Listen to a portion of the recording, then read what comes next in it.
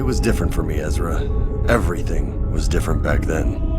All that remains now is the Force. Jedi apprenticeships do not always end in knighthood. There is the possibility of a Padawan leaving the Order on her own terms, or a master deeming his apprentice unfit for the Jedi trials. This can sometimes be problematic for the Jedi Order, or the apprentice himself. Without the guidance of a master, a Jedi Padawan's development could be stunted, or worse, a path to darkness.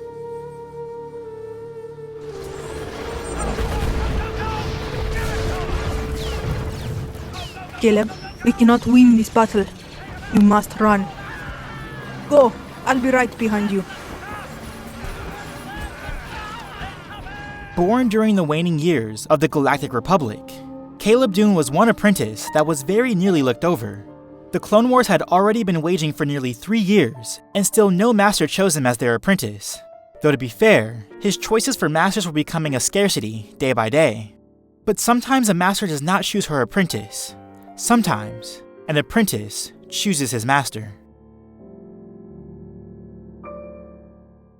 Since the start of the Clone War, Diva B'Elanna had been subject to a coma, only waking in the presence of Caleb Dume. The connection between B'Elanna and Dume was fierce. The relationship as master and apprentice almost seemed like it was meant to be, within the will of the Force. And like any good partnership, each party taught the other valuable lessons, nurture resulting in growth. But their union was cut short by betrayal. Order 66, the Grand Plan, the treachery of the clones, and the revenge of the Sith. After a successful battle on Kaller, Caleb and Deepa were trapped among a squad of their own troops that wanted them dead. Master B'Elanna sacrificed herself for her Padawan, allowing Caleb to escape. But now Caleb was alone. For his entire life, he benefited from the protection and wisdom of the Jedi Order. Now, he was like every other life form in the galaxy. For years, Caleb made his way through the galaxy, living as a scoundrel named Kanan Jarrus. He traded his lightsaber for a blaster, his Padawan braid for a smuggler's ponytail. Eventually, he would cross paths with a rebel sympathizer, Hera Syndulla, and together, they formed the ragtag crew of the Ghost, fighting the New Galactic Empire any way they could. Kanan even took on an informal apprentice in a young man named Ezra Bridger, again, finding the same valuable lessons he did with his own master.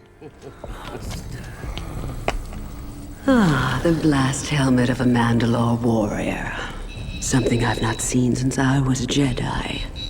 I must have cut down 20 of your kind myself. Apprentice to the legendary Count Dooku, Komari Vosa was a gifted student of the Force, top of her class with regards to combat training. Her fighting prowess was exemplified during the Battle of Galadron, where she scored 20 kills against the infamous Mandalorian warriors. Though the Jedi were wary of her taste for battle, and would later regret their actions on the planet, Dooku defended her place in the Jedi Order on the merits of her talents. And Dooku would continue defending Vosa and her claim to knighthood until she developed an unhealthy infatuation for the Count, one that some could say happened between Asajj Ventress and Count Dooku years later. Though she thought herself ready for the Jedi trials, Komari was denied by her master and the Jedi Council, who believed her too unstable to take on the responsibilities of a knight. Angered by their decision, Vosa fled the Order, joining a mission with a band of Jedi she was not meant to take part in. Unlucky for Vosa, or as the Force would have it, she was captured by the Banda Gora, who transfixed her weak and malleable mind into a dark and twisted one. But instead of extracting information, the Banda Gora excavated a darkness suppressed by the Jedi. In short time, Vosa defeated her captors and claimed Banda Gora for herself, a position that would garner the attention of Sith Lord Darth Plagueis, and one that was ended by the succeeding Sith Lord Darth Sidious. Count Dooku, now secretly named Darth Tyrannus, was apprenticed to this Dark Lord. In a kill two birds with one stone scenario, Dooku set a bounty on Vosa in order to find an adequate candidate for a secret clone army, and to, of course, kill his former apprentice. In the end, it was Jango Fett who would claim the prize, though Dooku would finish the job. Komari Vosa was once an excellent pupil, if a bit unstable.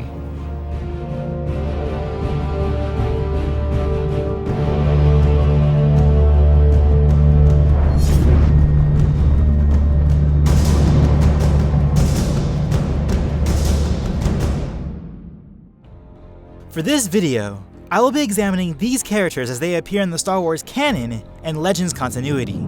For Kanan Jarrus, I will be examining him up until Season 2 of Star Wars Rebels, using canon material such as the novels, comics, and sourcebooks. As a special caveat, this will be an examination of Kanan before his blinding. For Komari Vosa, I will be examining her up until the video game Bounty Hunter, utilizing legend sources like the novels and Dark Horse comics. Like most Padawans, Kanan was a ball of energy, contained only by the limitations of his opponents. Eventually he grew out of this as he matured. At 6 feet 3 inches, and well into his late 20s, he traded somersaults for a more grounded approach. As a human male, he was in his physical prime, but he carried himself in a less explosive manner, using the Force to augment his abilities only sparingly or in special circumstances. If there was one benefit to Kanan having to fend for himself after the Jedi Order, it was with regards to his strength. Out of necessity, Kanan had to become quite scrappy, and without the use of his lightsaber, he needed to fend for himself by other means. His physical resilience was such that he could survive a stab wound to the back and recover from days of torture in just a few moments. Stormtroopers for him were, of course, fodder, and when fighting the metal-clad cyborg, Count Vidian, Kanan held his own. Yes, Kanan no longer favored the gymnastics of youth, but his time alone as a grown man reconstructed his favor for Constitution.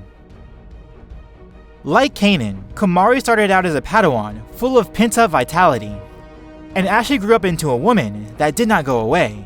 Vosa was a woman of passion, and though the Jedi Order and her master tried to mitigate her zeal, she maintained a fierce and aggressive physicality. As such, she favored her dexterity above all else, incorporating her gymnastic ability as a default, rather than a supplement. But she was not without her achievements and strength. When fighting a giant worm on Cog Hive 7, she was able to resist its weight and its attempts to coil and devour her, though she was held by Darth Maul in ultimately defeating it. Otherwise, we can only infer what the pinnacle of her strength and resilience could be. But at the age of 30, as a human female, she too was in her physical prime. And like any Force sensitive, she could augment her physical abilities, whether it be her dexterity or pain tolerance. But of the pair, whose physical attributes were more favorable? Both were in their primes, Vosa the elder to Kanan by only 1 or 2 years. They were both trained by the Jedi Order, though Komari held a better reputation for her resolve, earning high compliments from Count Dooku, while Kanan was very much wet behind the ears during his apprenticeship with Deepa. But as adults, the comparison turns more to Kanan's strength versus Vosa's dexterity, to which it will become a case of splitting hairs. For this reason, no edge will be given to either for their physical abilities.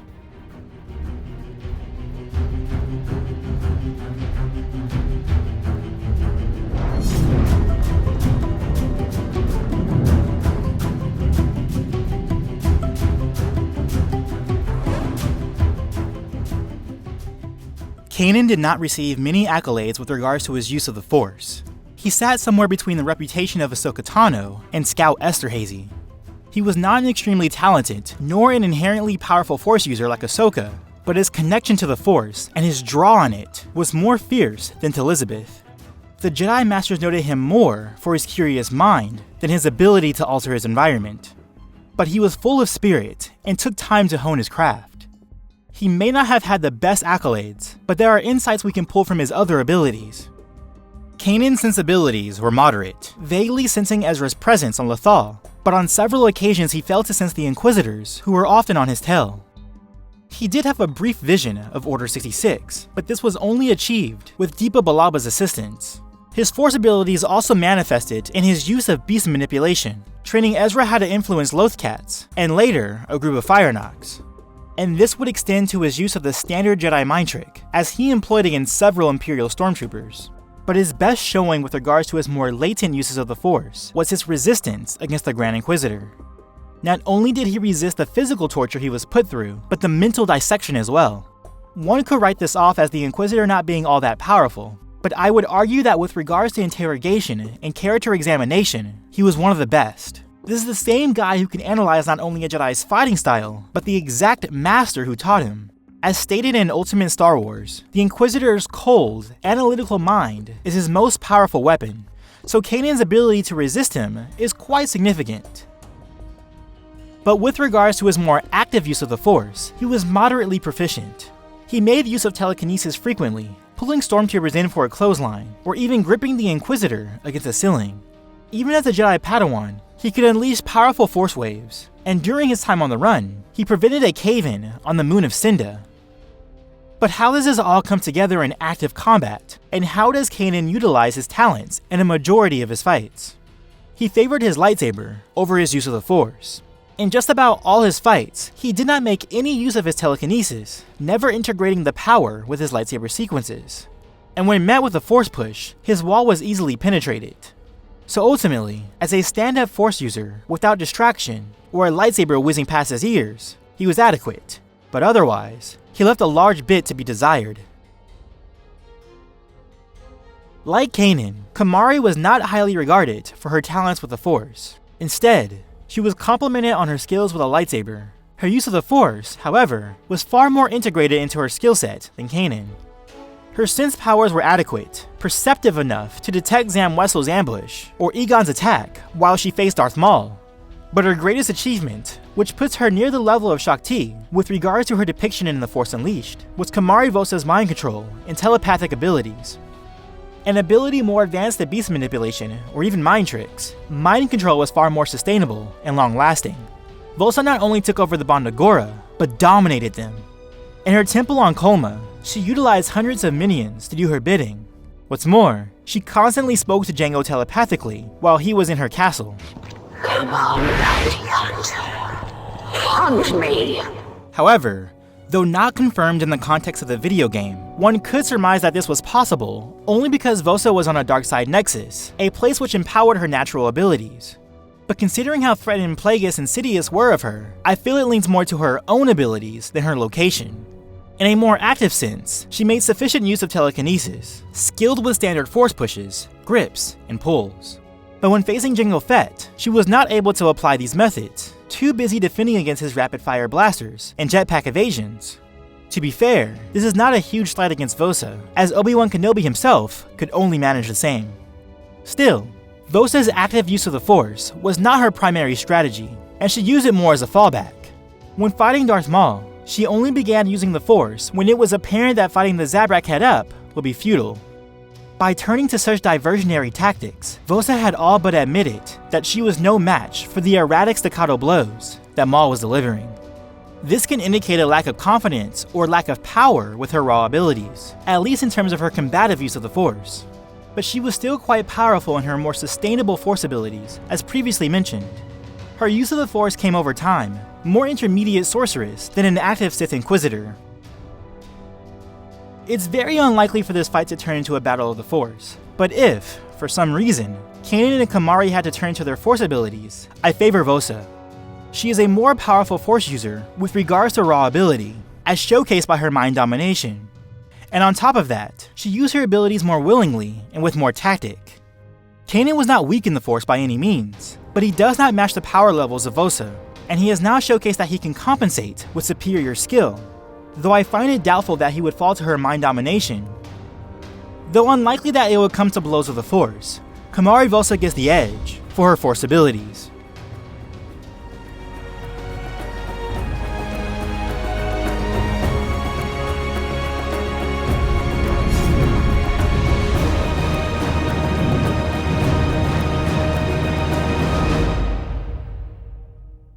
Like his abilities with the Force, Kanan did not have any notable accolades for his dueling prowess. As an initiate, he seemed to favor Ataru, the acrobatic form of lightsaber combat. It was commonplace for younglings, initiates, and Padawans to adopt this style, as it was the most flashy and energetic technique of lightsaber combat. But once Kanan started receiving more one-to-one training with Deepa Billaba, he adopted the principles of Form 3, as she did. Like many Jedi at the time, he was highly proficient with Xi'an, which taught the aspects of blaster deflection. And when fighting the Grand Inquisitor, he showcased a skill with Jar Kai, the dual-blade fencing technique. What I find interesting about Kanan's lightsaber skill is that it does not reflect his personality. I mean, according to absolutely everything you need to know, he's recorded a total of 3 bar fights in one night. So I would think he would be a bit more scrappy, using the integrated hand-to-hand combat of Ataru or the strength-based attacks of Jem So. My way of rationalizing Kanan's more passive style is the fact that he is not so confident in his own dueling abilities. His training, after all, was incomplete. Instead of adjusting his style to his personal strengths, he reverts back to standard practices, which is why the Grand Inquisitor said his use of Form 3 was to a, quote, ridiculous degree. Luckily, Kanan was able to engage the Grand Inquisitor several times, getting better and better as he went. The best showing of this, besides his final fight with the Inquisitor, which I still believe is his best showing to date, is his penultimate fight with the Darksider. In particular, Kanan engages the Inquisitor with a high guard, one that looks very similar to the Ox Guard from German fencing, following up with an opportunistic kick. This short sequence, to me, epitomizes Kanan's development, using his Form 3 defense to expose his opponent's flank. Yet despite this, in terms of raw skill and ability, Kanan seems to cap out around the level of the Inquisitors. It's true he eventually defeated the Grand Inquisitor in the finale, but this was after Kanan had already faced the Inquisitor several times, and more importantly, after an epiphany in the Force, which was triggered by Ezra's supposed death. I thought he would retain this ability throughout Season 2, yet he was still having trouble contending with the Inquisitors of a lower rank than the Grand Inquisitor. It's also worth noting Kanan's DL-18 blaster pistol, and his use of Ezra's blaster saber in Season 1. Again, when I examine things like this, I look for consistency, and even though it seemed like Kanan was adapting a new and interesting style, he did not continue utilizing the dual tactic of blaster and saber. So while the feat is interesting and progressive, I do not feel it really factors into his perpetual fighting style. Unlike Kanan, Komari did receive some pretty significant accolades from her former master. Komari Vosa, in a way, was a prototype Asajj Ventress, style and all. As a default, she paired two curved lightsabers in a Jarkai technique. She was quite acrobatic, and she had no trouble deflecting and redirecting blaster fire. The main difference between her and Ventress, perhaps, was refinement. Where Ventress was able to contend and test her might against some of the best fighters of the time, Vosa left the Jedi Order before she could do this. When fighting Darth Maul, the Zabrak indicated her use of Jarkai was predictable. This is something I'm sure Dooku would have corrected through continued training, much like he did with Grievous, advising the use of the Unorthodox to defeat her enemies. That said, she was still very effective when fighting the Mandalorians on Galadron, putting up a fight against Darth Maul, and contending with Jango Fett, all of which were noted Jedi killers. So it's not as though she was without talent or ability with a lightsaber. Her contention with Maul was significant, even in his injured state. She was able to match all of his attacks, using her agility and speed to meet his strikes. But once Maul put on his serious pants, employing Juyo, the final form of lightsaber combat, against her defense, Komari was easily whittled down. This indicates that Komari, much like Ventress, could contend with top-tier duelists, at least presenting a challenge. But once their foe's combative mastery kicked in, there wasn't much they could do. But there is a fundamental difference between Vosa and Ventress. While both favored agility and precision, Komari leaned more on haste and dexterity, while Asajj supplemented her own agility with the precision of Makashi. My assumption would be that Vosa had some sort of skill with the form, as her master was the poster boy of the technique, but it never seemed to carry over for her like it did for Ventress. Based on the type of opponents they faced, and the challenges they presented to their enemies, I favor Komari, but their skill levels are not that far off from each other, and Kanan has expressed an ability to boost his output when focused. In terms of a style comparison, usually I would favor Kanan's style, as it was built around waiting for his opponent to slip up. However, his use of the style was a bit too passive, when I would think he was a more proactive fighter, considering his time as a scoundrel. Sure, there were times when he turned his passive wall into an assertive counter, such as his final fight with the Grand Inquisitor, and his brief blind fight with Darth Maul. Yes, I stated I would not be using blind Kanan, but I still feel it validates my point that Kanan does not elevate his skill until he is driven to trust in the Force. Yet in the realm of consistency, it's not enough for me to comfortably back him. Komari is a talented fighter, but she's only really faced an injured version of Darth Maul. The question is how her contention with Maul would translate to Kanan. Her advantages are her speed and agility, something a Form 3 specialist can contend with, but Kanan isn't exactly a master of the form. So the other angle to take this is if Kanan can penetrate Komari's own defenses. Of the two events, I find it more likely for Komari to overwhelm Kanan than for Jarrus to undermine Vosa. I would not call it out of the question for Komari to overextend herself, leaving herself open, but she would likely have already generated an effective offense against Kanan's less refined defensive form.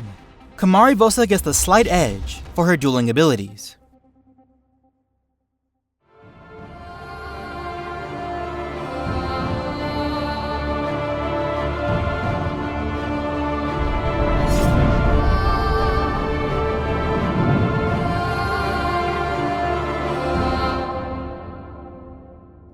Kanan and Komari were two Jedi that never reached knighthood.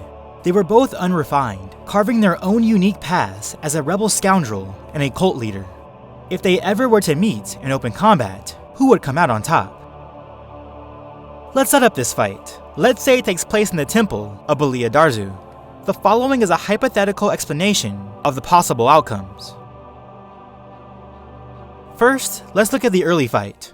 I think it goes without question that Komari would press her attack first, Kanan taking his signature defensive stance.